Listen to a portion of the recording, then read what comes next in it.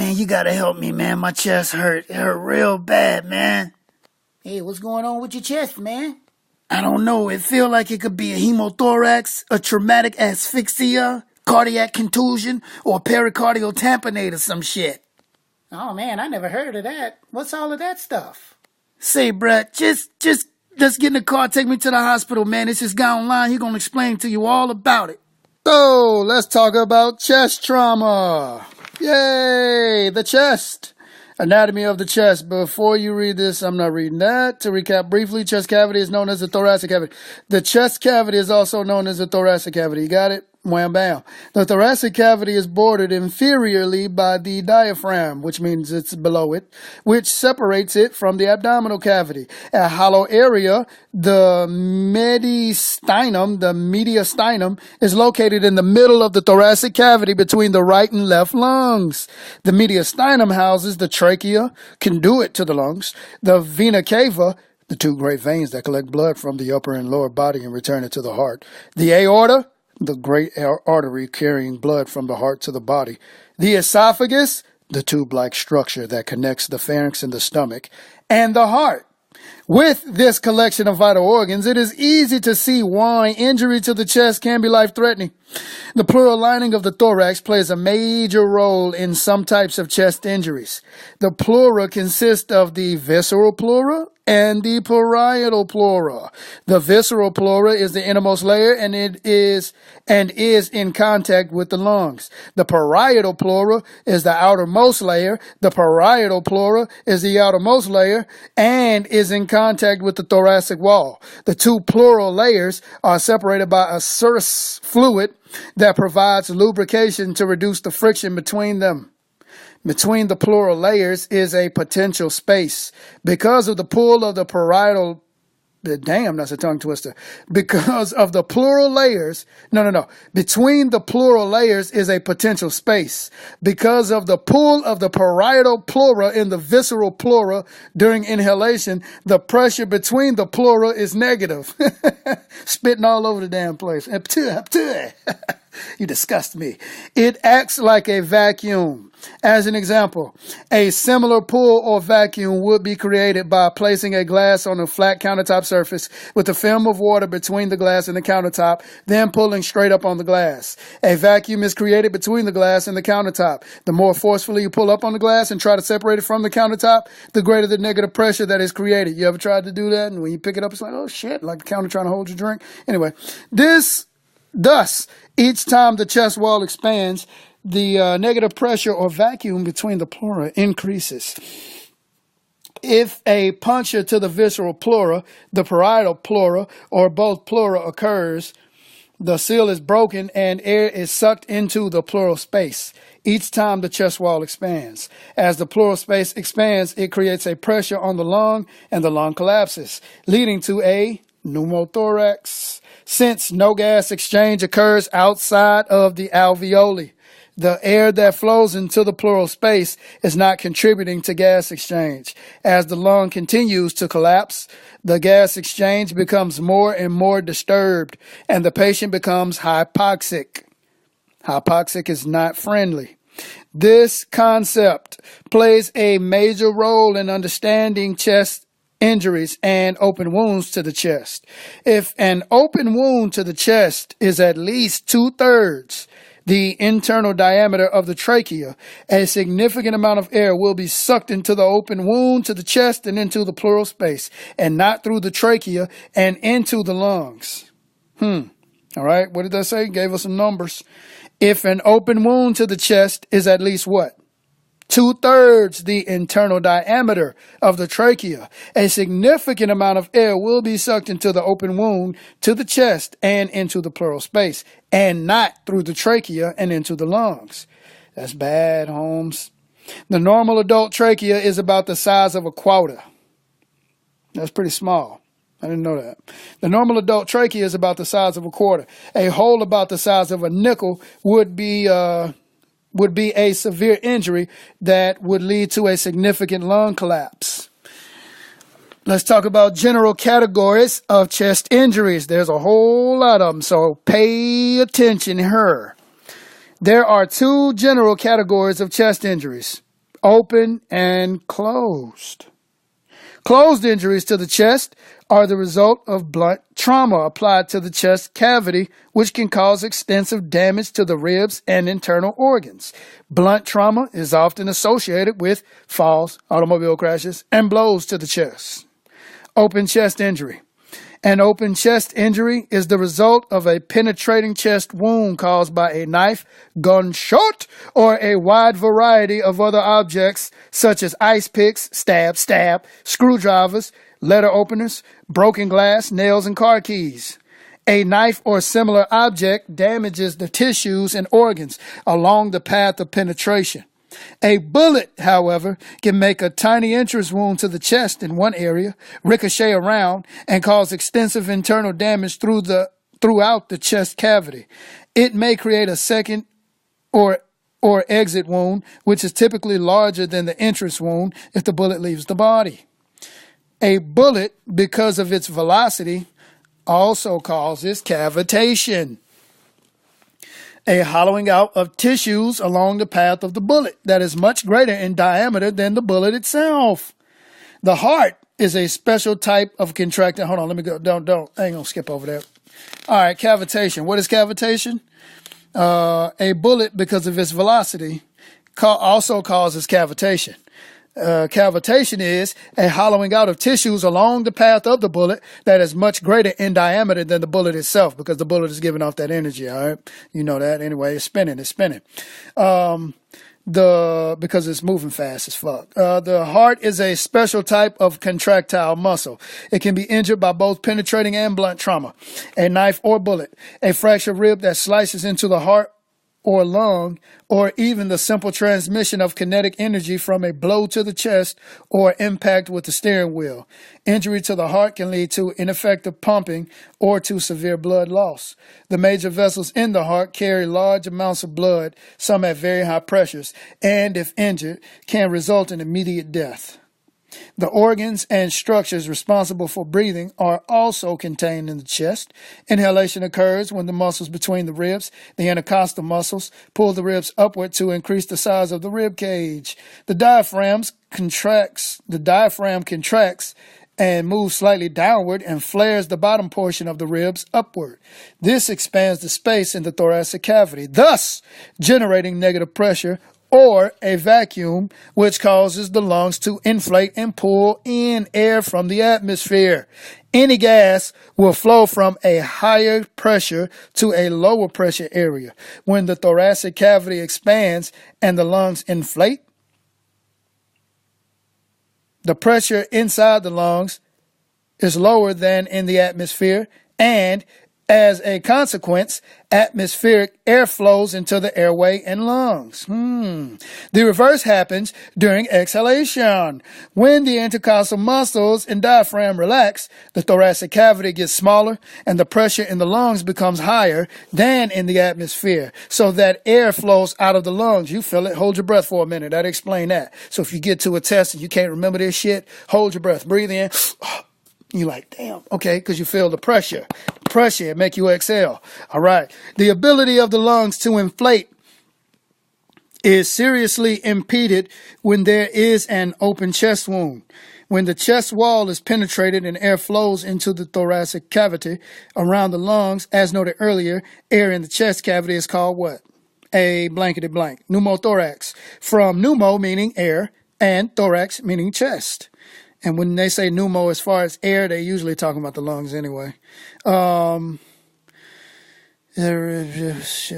Pneumothorax can be caused even when there is no open wound to the chest. All right, you don't need an open wound to the chest to have a pneumothorax. For example, a fractured rib can penetrate a lung, causing air to flow from the lung into the surrounding chest cavity. So yeah, your chest don't need to be opened up. You don't on the surface, but your lungs could still be opened up while underneath. You get that? All right, I hope you do.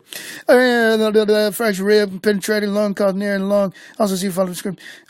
For example, a fractured rib can penetrate a lung, causing air to flow from the lung into the surrounding chest cavity, collapsing the lung. An open chest wound can pull air into the thoracic cavity, sometimes with a noticeable sucking sound. This is referred to as a sucking chest wound. There are two problems in managing an open or sucking chest wound. One is preventing additional air from being sucked into the chest cavity, and the other is avoiding trapping the air that is already in the chest cavity. All right. You're going to cover a sucking chest wound with your gloved hand first, on first identifying it. Then apply a non-porous dressing and tape it on 3 sides. Cover a sucking chest wound with your gloved hand first. Secondly, you're going to apply a non-porous dressing, and then you're going to tape it on 3 sides. This will prevent both pulling in additional air and trapping air that is already in the cavity. You're going to leave a little, that little space for it to get out. One side though, just one side. A tension pneumothorax that is caused by air leaking into the chest cavity from a damaged lung with no opening through the outer chest wall cannot be managed by EMTs in the pre-hospital setting. It cannot, all right? Early recognition and rapid transport is especially critical in this situation. See more about tension pneumothorax under specific chest injuries. All right. Closed chest injury here. This is a very small section. Of course, that means that, your open chest injury is more damaging or more severe. A closed chest injury occurs when blunt trauma is applied to the chest, but no open wound results. Injury to the lung, heart, great vessels, aorta and vena cava, that is, respiratory tract, diaphragm, and esophagus can result from blunt trauma.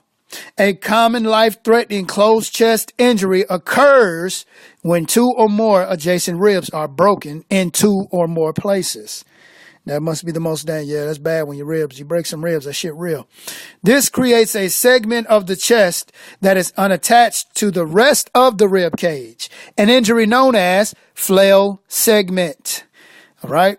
A Flail Segment is a common life-threatening closed chest injury that occurs when 2 or more adjacent ribs are broken in 2 or more places. All right. A flail segment may also result from more than one rib being fractured and separated from the cartilage along the edge of the rib cage. A large, unstable flail segment is life-threatening because it interferes with proper expansion of the chest cavity, causing intrathoracic pressure changes and severe respiratory distress or inadequate respiratory and rapid patient deterioration. Also, it is commonly associated with underlying injury. All right. It is commonly associated with underlying lung. I skipped a word, okay, because it didn't sound right when I read it the first time. Also, it is commonly associated with underlying lung injury. Why? Because your ribs could penetrate your lungs, of course, and cause, the pneumothorax thing there. Specific chest injuries. Let's get specific with these chest injuries. A variety of chest injuries can result from either penetrating or blunt trauma to the chest. Because these injuries can interfere with ventilation, oxygenation, or perfusion, they are considered to be, in most cases, life-threatening. Flail segment. As already mentioned, a flail segment occurs when 2 or more consecutive ribs have been fractured in 2 or more places, producing a freely moving section of chest wall. That's dangerous. During inhalation and exhalation, the flail segment displays paradoxical movement. That is, the flail segment moves in a direction opposite to the movement of the rest of the chest wall. Paradoxical movement means that the flail segment moves in a direction opposite to the movement of the rest of the chest wall. The effects of pressure during inhalation and exhalation explain why paradoxical movement happens. Inhalation takes place when the chest expands, making pressure inside the chest less than the pressure outside of the chest.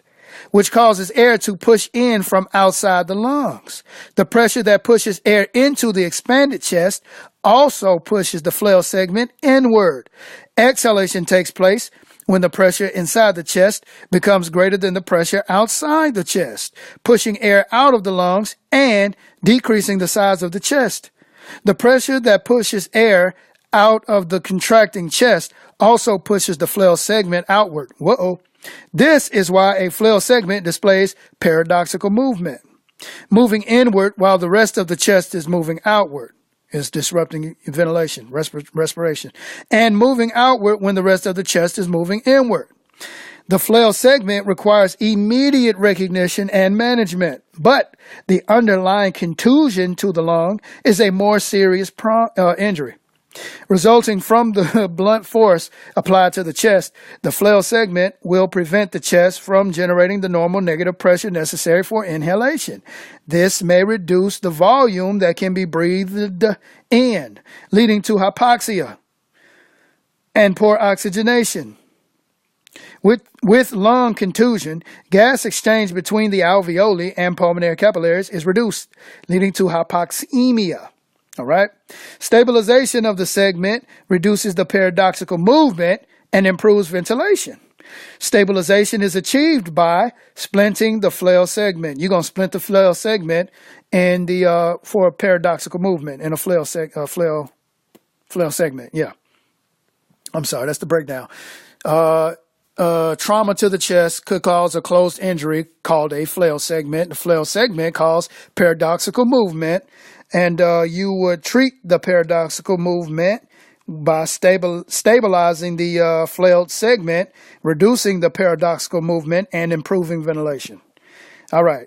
Stabilization is achieved by splinting the flail segment. I said stabilize. I meant splinting, yeah.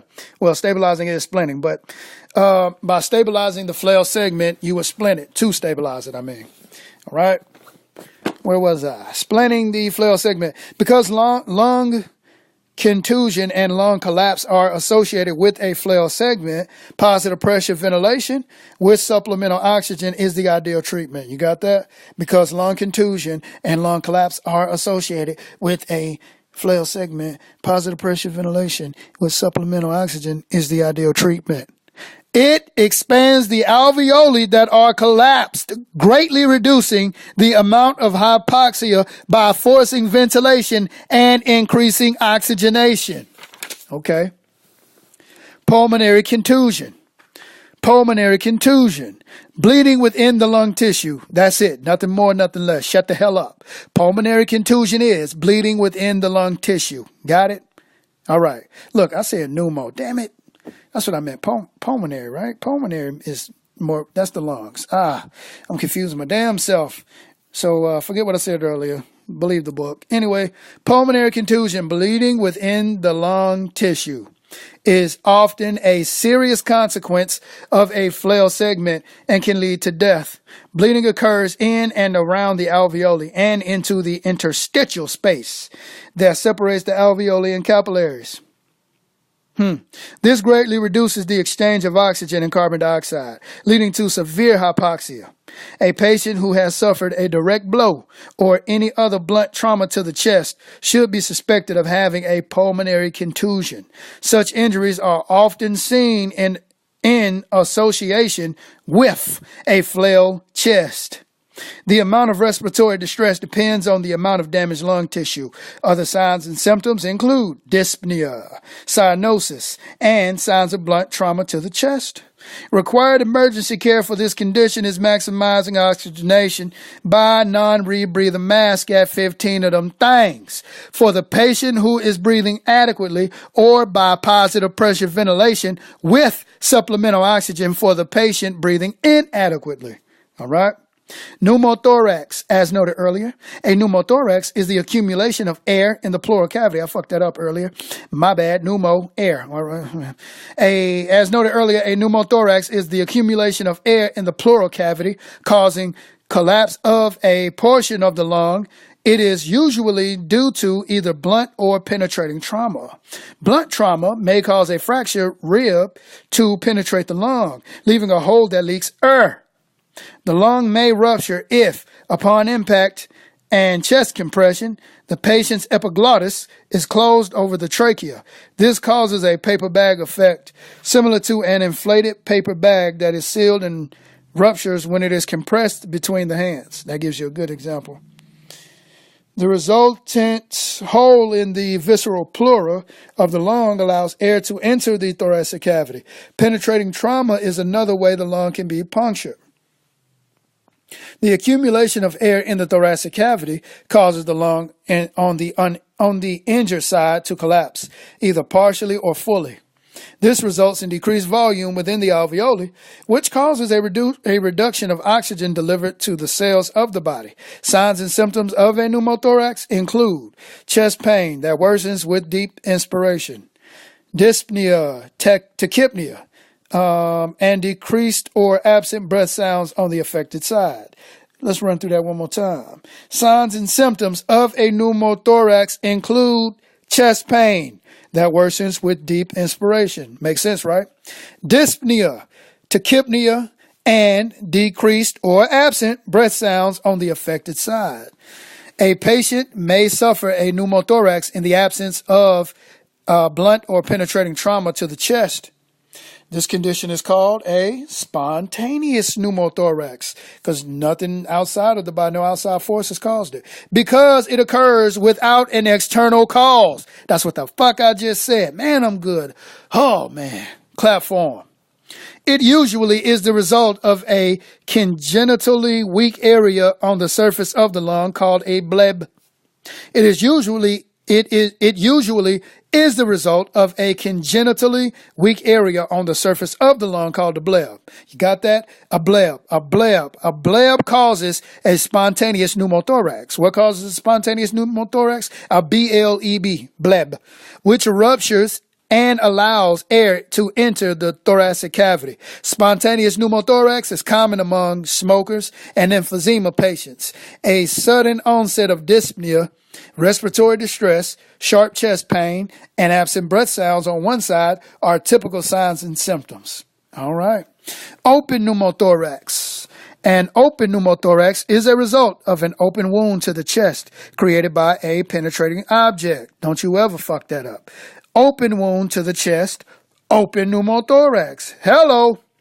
Air may be heard escaping or entering through the chest wound, creating a bubbling or sucking sound. An open pneumothorax is referred to as a sucking chest wound. As discussed earlier in this chapter, the signs and symptoms of an open pneumothorax are the same as for a closed pneumothorax, with the exception, though, only exception, of an open wound to the chest. Bada bing, bada boom. That's it. That's the only difference. Of course, it's open, Makes sense, right? You must immediately occlude or cover, block, an open wound to the chest. Initially seal it with your gloved hand and then with an occlusive dressing. Got it?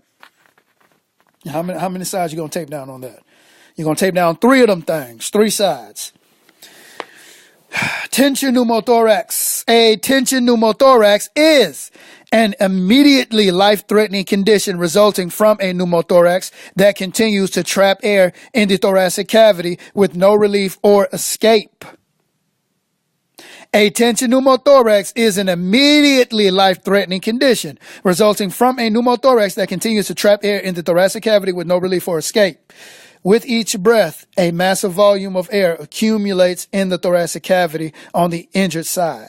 This completely collapses the injured lung, and begins to compress and shift the mediastinum over to the uninjured side. The uninjured lung, heart, and large veins are compressed. Pressure, leading to poor cardiac output, ineffective ventilation, inadequate oxygenation, and severe hypoxia. Death can occur rapidly. Yeah, because if you can't breathe, if you can't have that perfusion, then, what it is. And the heart is being pushed upon too already. So lack of perfusion along with the heart being pushed upon. So it's bad all the way around. Rapid deterioration, severe respiratory distress, signs of shock, and absent breath sounds on one side of the chest should alert you to a possible tension pneumothorax. Let's get back at it. Rapid deterioration. 1.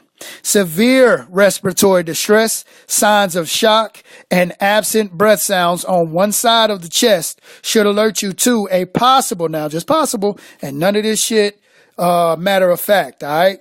It's all signs and symptoms. You don't assume a damn thing. You just try to get them, Anyway, and absent breath sounds on one side of the chest should alert you to a possible tension pneumothorax. Other signs and symptoms include, here goes the others, cyanosis, unequal movement of the chest, distended neck veins, diminished breath sounds on the side opposite to the injury, and deviation of the trachea, DVT, to the uninjured side. This condition may develop following the application of an occlusive dressing to an open chest wound.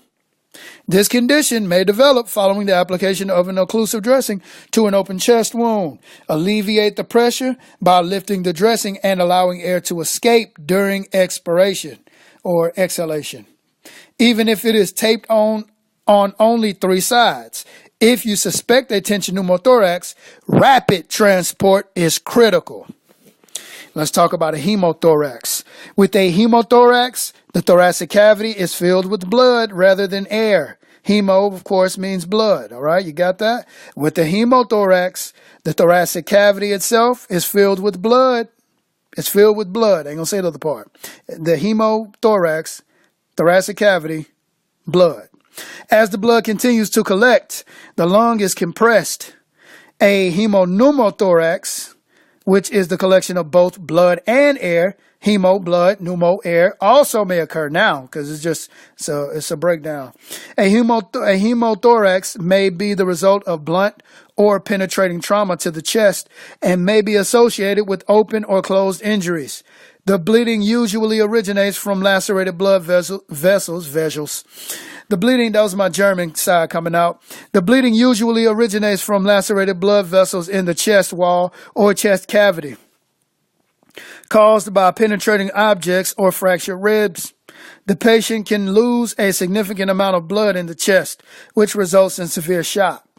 Early signs and symptoms of hemothorax are usually the same as for shock. Why? Because blood volume loss. Come with me. Signs and symptoms of respiratory distress develop late. Bleeding in and around the lungs will commonly produce a pink or red frothy sputum when the patient coughs. Care is the same as for pneumothorax and shock. Traumatic asphyxia. Traumatic asphyxia, fix that ass.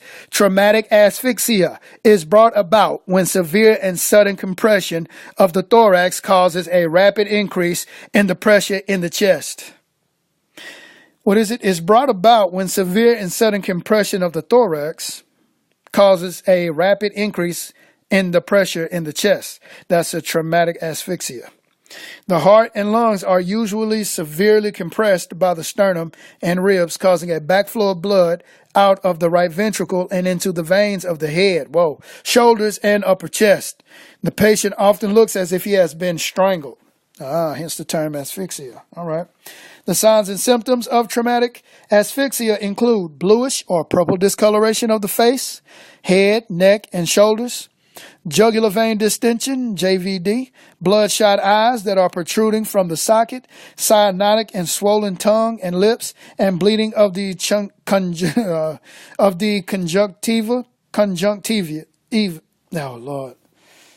All right, one more time. Conjunctiva. All right, area found under the lower eyelid. That's the area under your eyelid. Provide emergency care for any wounds to the chest and for shock with traumatic asphyxia. It looked like somebody is choking the hell out of you.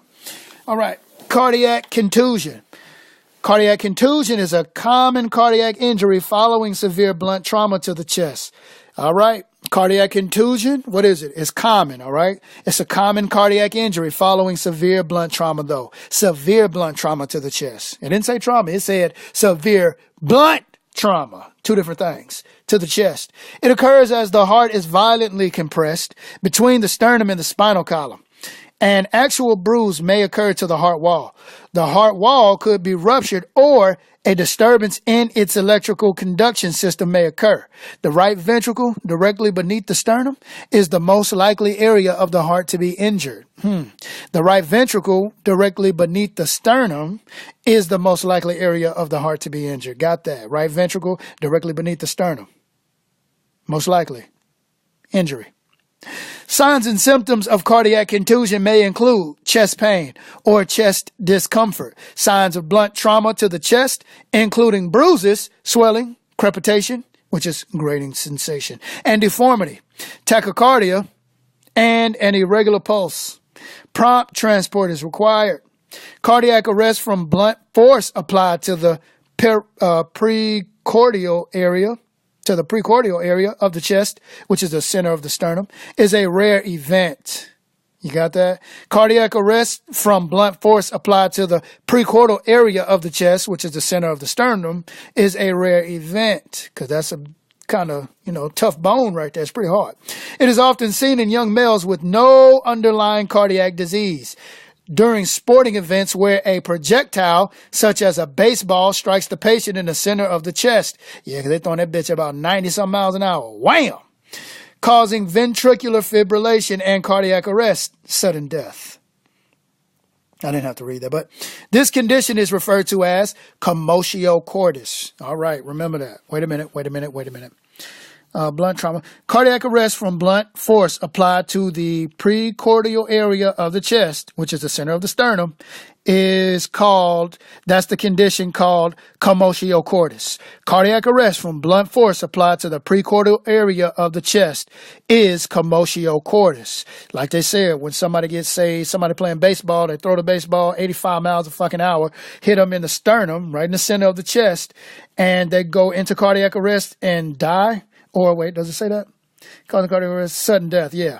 Ventricular fibrillation and cardiac arrest, sudden death, yeah. That condition is called commotio cordis. That's extreme shit right there, man. Precordial tamponade. Blunt, well, that's probably why they always tell them to turn your back, get hit in the back, shit. Your vital organs in the front. Makes sense, right? Yep. Blunt or penetrating trauma may cause bleeding into the tough fibrous sac that surrounds the heart. The pericardial sac, since this sac cannot expand outward very much with the filling blood, the result is inward compression of the heart. Pericardial tamponade. Blunt or penetrating trauma may cause bleeding into the tough fibrous sac that surrounds the heart. The pericardial sac is what that is. That surrounds the heart. Since this sac cannot expand outward very much with the filling blood, the result is inward compression of the heart. Oh, shit. So the heart is getting squeezed from the pressure of the blood because the blood can't go out, because the pericardial sac is not, permeable. Yeah. Compression of the heart, which causes cardiac output to drop significantly and blood to back up in the venous system. This condition is known as, you guessed it, pericardial tamponade. It is a life-threatening condition that requires prompt recognition and transport. The most common cause of a pericardial tamponade is a penetrating wound to the heart from a knife or similar object. Bullets may also cause it, but more often, a bullet wound is directly to the heart, causes immediate death. They didn't need to say that. But okay. The signs and symptoms of pericardial tamponade are similar to those of tension pneumothorax. All right. The signs and symptoms of pericardial tamponade are similar to those of tension pneumothorax, except that breath sounds remain normal in pericardial tamponade because only the heart is involved and not the lungs.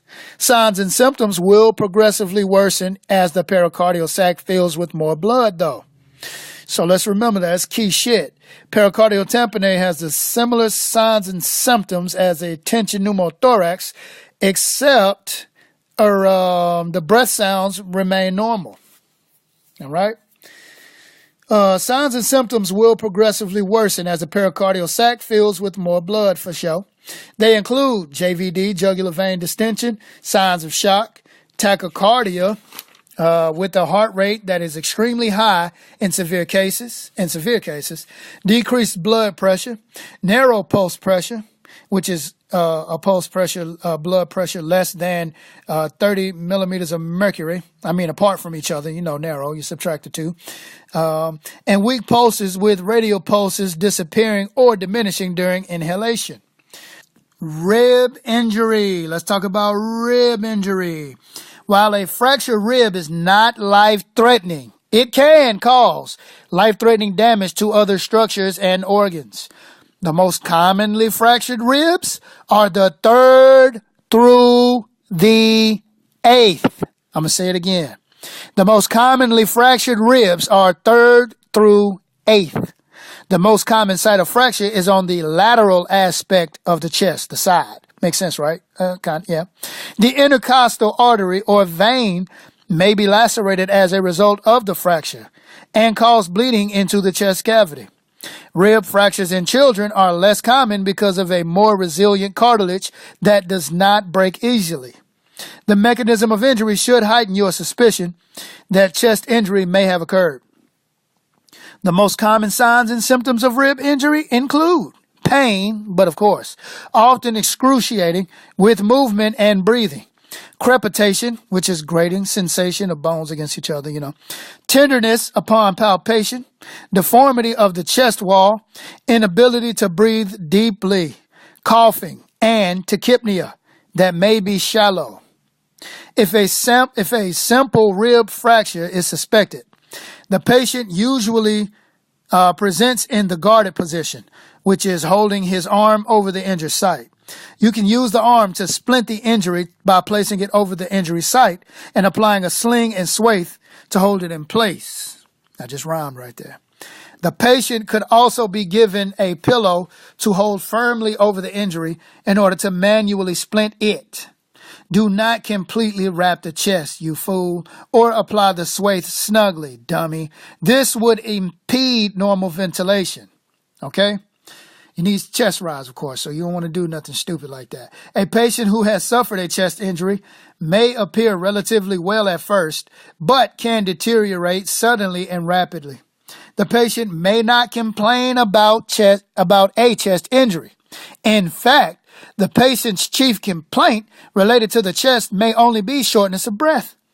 It is your responsibility, yours, to suspect a potential chest injury based on mechanism of injury and a high index of suspicion to adequately assess the patient and to provide the necessary emergency medical care. An open or sucking chest wound and paradoxical movement of a flail segment are the two immediately life-threatening chest injuries that require management in the pre-hospital setting. You got that? An open chest wound and paradoxical movement. You get paradoxical movement from a flail segment. An open chest wound causes sucking in of air. And those two are life-threatening injuries, so life-threatening chest injuries. And they both require management in the pre-hospital setting. Because they are life-threatening, they must be managed immediately upon identification. Other injuries to the internal organs and structures of the chest cannot be directly treated in the field. Early recognition and rapid transport are critical. Let's talk about the signs and symptoms of these here chest injuries or chest trauma. Signs and symptoms. Certain signs and symptoms may occur in major open or closed chest trauma, many simultaneously. The major indications of chest trauma are cyanosis to the fingernails or fingertips, lips or face, dyspnea or difficulty in breathing, breathing rate that is faster or slower than normal and usually shallow, contusions, lacerations, punctures, swelling, or other obvious signs of trauma to the chest. Hemoptysis, which is coughing up blood or blood-stained sputum. It could be, remember, red or pink. And frothy. Signs of shock. Tracheal deviation. Paradoxical movement of a segment of the chest wall. Open wound that may or may not produce a sucking sound, subcutaneous emphysema, jugular vein distension, JVD, especially during inhalation, absent or decreased breath sounds upon auscultation, pain at the injury site, especially pain that increases with inhalation and exhalation, failure of the chest to expand normally during inhalation, peripheral pulses that become extremely weak or become absent during inhalation, and last but not least, a drop in systolic blood pressure of 10 millimeters of mercury or more during inhalation. Now, not all of these signs need to be present in order to suspect serious chest injury. Sometimes only subtle signs of pain or symptoms of slight breathing difficulty are present. Consideration of the mechanisms of injury and signs of trauma to the chest cavity should heighten your suspicion that a serious chest injury has occurred. Remember that an altered mental status, alcohol intoxication, or head injury can decrease the patient's ability to complain of symptoms that might indicate chest injury. Once again, don't assume a damn thing. And of course, during assessment or reassessment while you're in transport, you're going to reassess the patient continuously. So I think this is key information to recall a little bit of. The following signs and symptoms indicate a complication associated with the sealed wound and a developing tension pneumothorax. The first three are the most important to recognize. Difficulty breathing with increased respiratory distress and dyspnea, tachypnea, severely decreased or absent breath sounds on the injured side. All right. Those three are the most important to recognize. All right. I guess because they're the most severe, life-threatening. All right. Here you have the rest of them include cyanosis, tachycardia, decreasing blood pressure with a narrowing pulse pressure, JVD, jugular vein distension, tracheal deviation, unequal movement of the chest wall, extreme anxiety and apprehension, increased resistance to positive pressure ventilation. All right, all of those. Pay attention to those for for complications associated with the sealed wound and a developing tension pneumothorax. You're looking for all of that. And if you see that, then you know that could be likely to occur soon. Let me go back. Unequal movement of the chest wall. I want to read this too. In parentheses, it says the uninjured side remains hyperinflated and will not move equally with the uninjured side. All right. That's what it says on the unequal movement of the chest wall. All right. And that about wraps that things up for chest trauma. Chest trauma. It's a lot of information, a lot of different conditions that can result from the blunt trauma to the chest or whatever the case may be. So read it again, and be ready to regurgitate it when you're called upon.